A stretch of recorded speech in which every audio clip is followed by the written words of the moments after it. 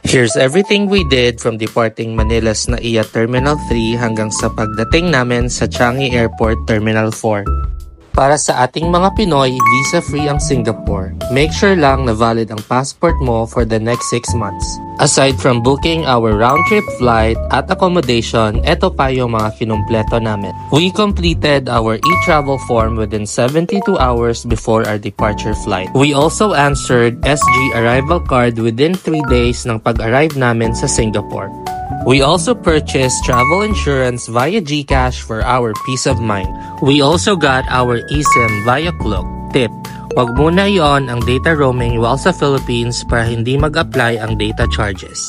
Since iba ang power outlet sa Singapore, nagdala kami ng power adapter and extension cord. We arrived at NAIA Terminal 3 4 hours before our scheduled flight, and we paid 1,620 pesos per head for travel tax. Please note na you can already pay your travel tax upon plane booking and you just have to pay a convenience fee. After that, dumiretso na kami for check-in and bag drop.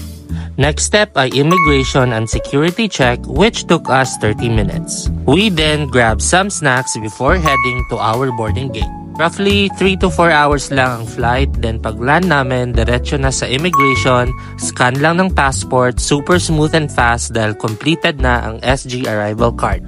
After picking up our luggage ay agad kaming kumonect sa kanilang mabilis na wifi para i-activate ang aming eSIM. Using our GCash Visa card ay nag-withdraw kami sa UOB ATM.